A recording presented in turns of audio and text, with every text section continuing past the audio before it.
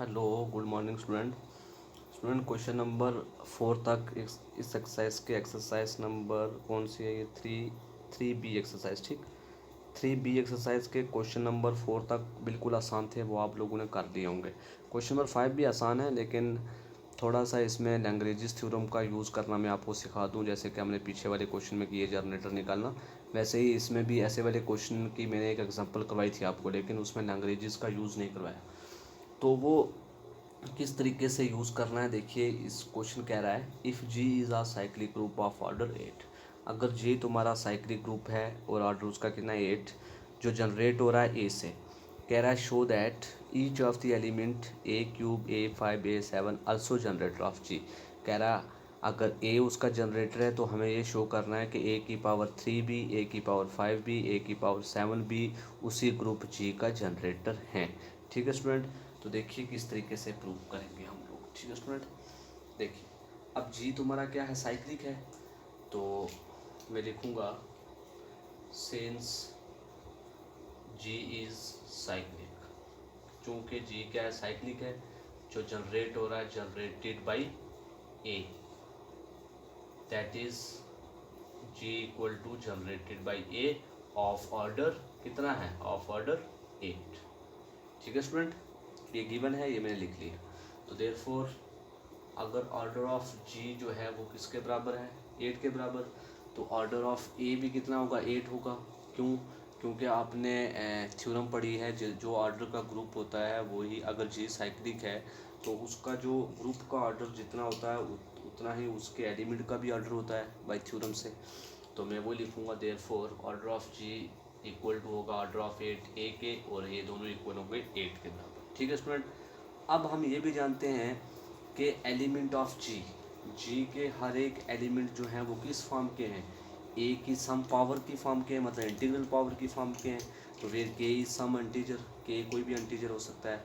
Also आप ये भी जानते हैं कि ऑर्डर ऑफ ए के किसके बराबर होता है, एन अपॉन एन के। एन कितना है 8 और अपॉन 8 के, ये बाई लैग्रेंजेस थ्योरम कहती है।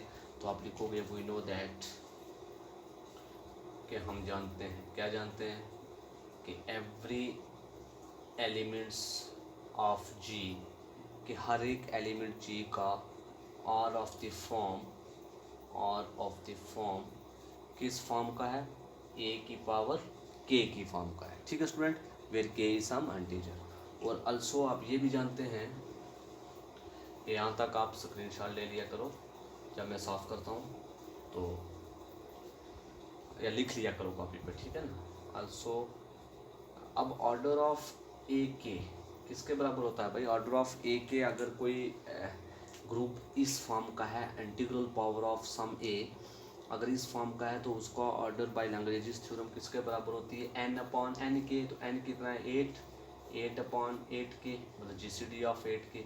ठीक है स्टूडेंट, अब देखिए, अब ए के जो है वो किसका जनरेटर है, जी के, जी का, सॉरी ए के अगर मतलब जनरेटर किसका जनरेटर है, जी का, तो इट मीन्स ए की पावर के जनरेटर होगा जी का। अगर ये जी का जनरेटर, तो जी का ऑर्डर कितना है 8, तो इट मीन्स इसकी जगह पर 8 आ जाएगा। तो हम ऐसे लिख सकते हैं क्या, नाउ कि जो ए के है, ये वाला ए के जो है ये जनरेटर है किसका, will be the generator of G, ये जी का जनरेटर है। तो सो ऑर्डर ऑफ ए के विच इज़ इक्वल टू किसके बराबर हो जाएगा, ऑर्डर ऑफ जी के बराबर, क्योंकि इसका ऑर्डर उतना ही होगा, क्योंकि ये किसके जनरेटर है, जी के। अगर उसके जनरेटर का ऑर्डर जितना होता है उतना ही उसके ग्रुप का ऑर्डर होता है, क्योंकि ग्रुप साइक्लिक है, तो विच इज़ इक्वल टू 8 है। तो दिस एम्प्लाइज, ये आपको दिख रहा है ना, हाँ जी, दिस एम्प्लाइज इसकी जगह पर आ जाएगा 8 equal to 8 upon GCD of 8 के। तो दिस एम्प्लाइज, अब 8 और 8 कट जाएंगे तो आपके पास आ जाएगा GCD ऑफ 8 के विच इज़ इक्वल टू 1। अब देखिए, अब GCD ऑफ 8 की, अब 8 और k का GCD 1 है, तो 8, अब k की क्या क्या वैल्यू होंगी कि जिनका GCD 8 के साथ 1 होगा।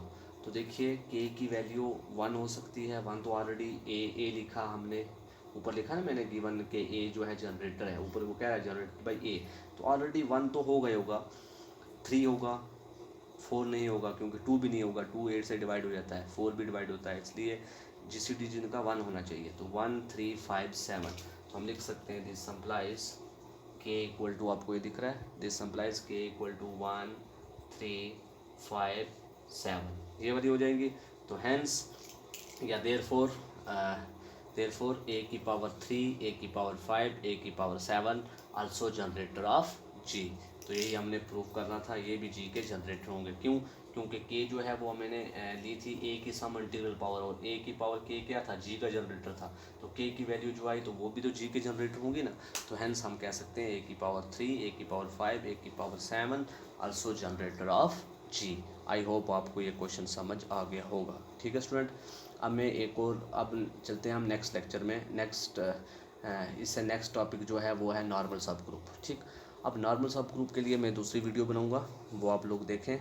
फिर उसके रिलेटेड जो थ्योरम है वो हम लेंथी है वो तो आज कर नहीं पाएंगे, वो थ्योरम जो है वो हम कल के लेक्चर में इंशाल्लाह डिस्कस करेंगे। ठीक है स्टूडेंट, आई होप जितना ये पढ़ाया आपको समझ आ गया होगा।